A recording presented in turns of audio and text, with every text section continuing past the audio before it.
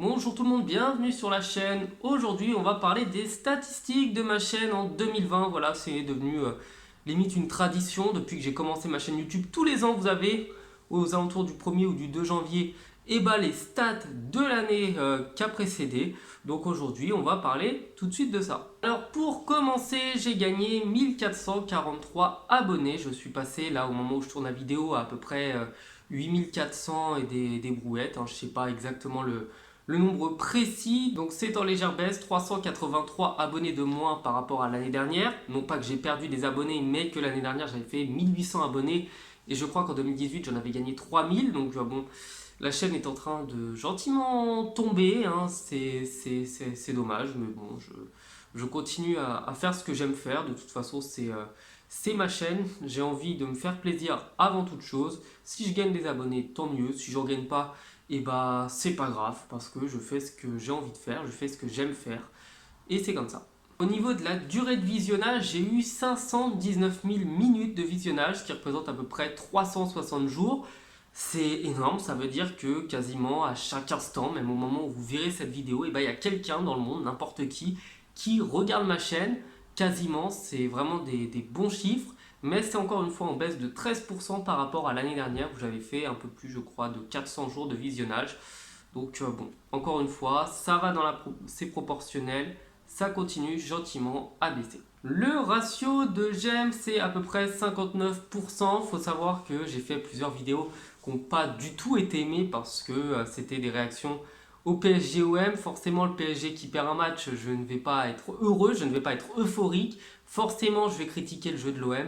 Forcément, je vais critiquer le jeu de l'OL également, qui pour moi avait pas fait un grand match contre le PSG qui avait réussi à gagner. Donc forcément, ça rage sévère. Forcément, comme il y a beaucoup plus de supporters marseillais sur les réseaux sociaux que de parisiens, bah évidemment ma chaîne va se prendre une masse de dislikes.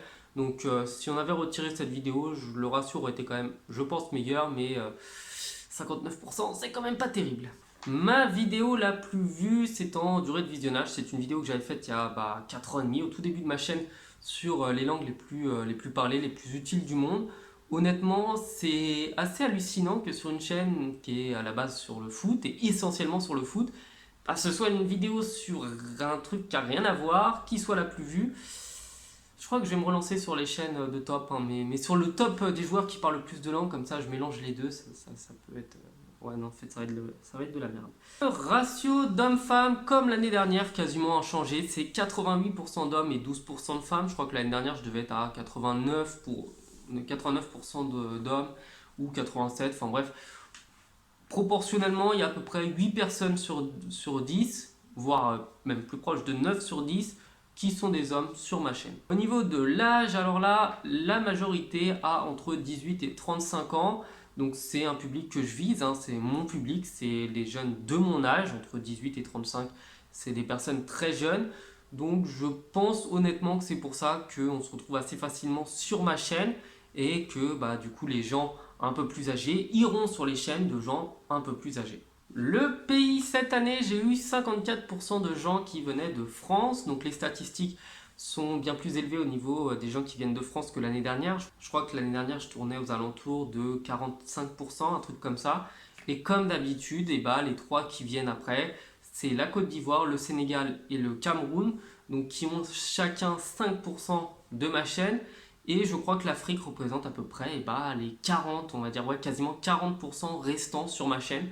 Donc c'est énorme et je pense honnêtement que les youtubeurs francophones ne parlent pas assez de l'Afrique alors que vraiment il y a beaucoup d'amoureux du ballon rond.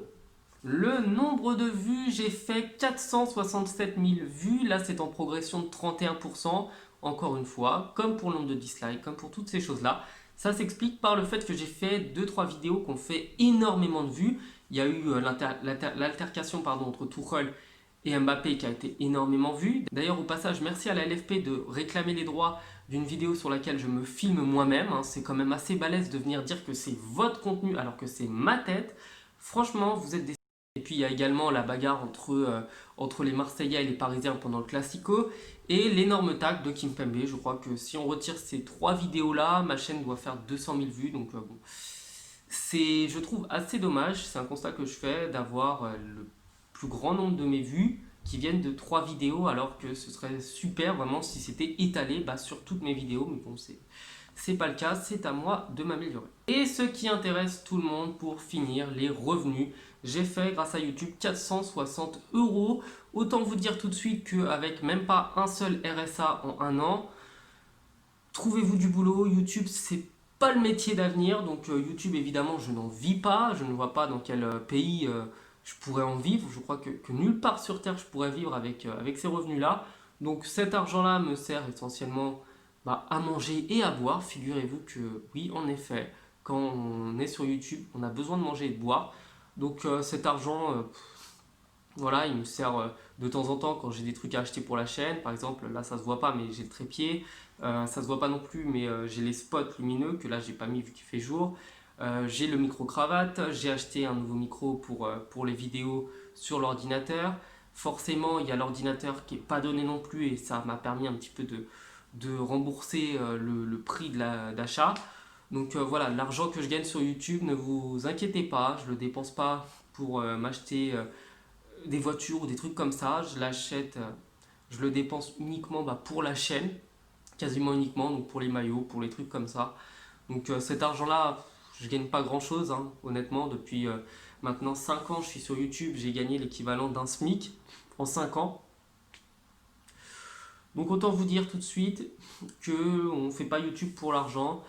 Enfin, du moins, c'est pas mon cas et je ne pense pas qu'un jour ce soit mon cas parce que déjà, je n'arriverai pas à atteindre le seuil où j'en vis et aussi parce que je trouve ça dommage en fait de faire des vidéos alors qu'à la base on fait parce qu'on kiffe.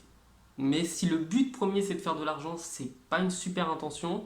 Et après, évidemment, on va pas se mentir, c'est comme tous les youtubeurs, on commence sans en vivre. Et si on peut en vivre, c'est super cool de vivre de sa passion, honnêtement, ce serait génial. Mais je garde les pieds sur terre, je garde une certaine raison et je me dis que si j'y arrive, ce serait miraculeux et ce serait super, mais que j'ai quand même du boulot à côté et heureusement. Voilà, cette vidéo statistique est terminée. Je vous invite à me suivre sur les réseaux sociaux si vous voulez venir parler avec moi. Ça me fait toujours vraiment très plaisir de discuter avec vous. Et au passage, avant de conclure, encore merci à Mathéo. Ça fait 5 ans maintenant qu'il est sur la chaîne, c'est un délire. Je crois qu'il m'a suivi quand j'avais entre 5 et 10 abonnés. Et il est toujours là. Et honnêtement, une régularité pareille, c'est hallucinant. Donc voilà, encore une fois, merci à lui. Je vous souhaite de passer une bonne journée. Ciao.